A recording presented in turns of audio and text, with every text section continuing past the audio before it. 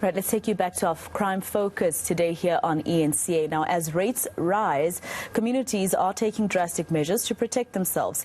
A few examples range from enhancing private security to upgrading security on gates, windows and even doorways inside homes. Is this necessary?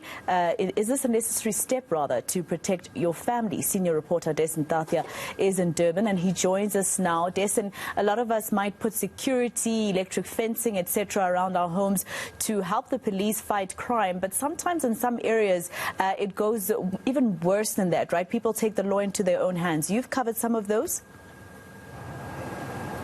I have, and that's where we are now. We're at a point where all of these extra measures are needed by normal citizens, ratepayers that are in areas that at some point I guess they considered to be safe, but at this point they now know that they need additional resources and additional help to help keep them safe. And that's where all of those measures you spoke about come into play: the private security, the boom gates, the electric fences, and that's what we are seeing happening around us. But those are the tangible measures, Maseko, but there are also other things that are being put into place by these communities which is meant to assist them in their times of need. Now, one of those is the use of technology.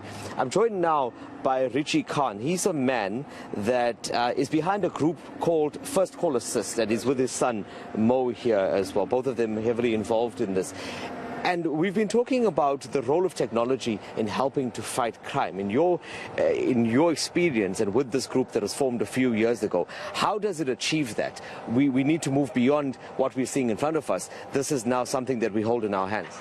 Hi, Dasen. Well, thank you for having me on the channel. Take note, in terms of having such groups as the social groups, what it basically does is it lets people know that, you know what, there is another avenue that you could get through to get your message across. You don't need to leave your property. You could stand at your balcony, have a look out and, you know, help your neighbors out just by simply sending a message on a group chat.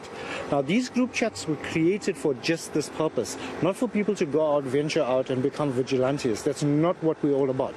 We're here just to facilitate that, you know, we can have emergency services come out to you timelessly.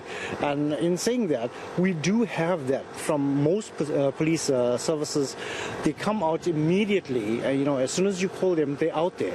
So this initially started in the area that we're in now, which is Newlands, and it's spread to other parts of Durban as well. And my understanding is, if I'm getting this correct, is that it's a meeting point for community, for volunteers, as well as the police and other authorities. Am I correct in saying that? Absolutely, 100%. It basically is an avenue for your general public to liaise with SAPS members who are also obviously on our group chats.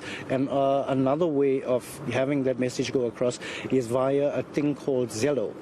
Now, our Zello channel is absolutely effective in the sense that it's real time. Information is being passed down in real time. It isn't like your group chats. Your group chats, it's whenever you want to read it, you'll read it. But with the Zello, it's more or less like your phone call. It's like a walkie-talkie, right? 100%, absolutely 100%. And it's absolutely effective in deterring crime. Basically, people call it in as they see it, when they see it, and we dispatch. That is basically our duty. We dispatch emergency services to wherever it's needed.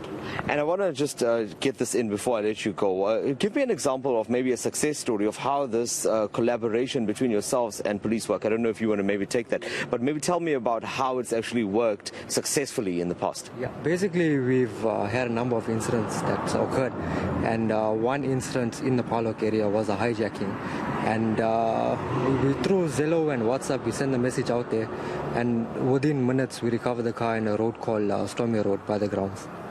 So, yeah. No, very important conversation to have. Thank you so much, gentlemen. And I think an important point there is that the community is not setting out to be vigilantes. They're instead now trying to find a platform to allow them to work with authorities. So effectively becoming the eyes and ears for police and being able to report those crimes to them on time.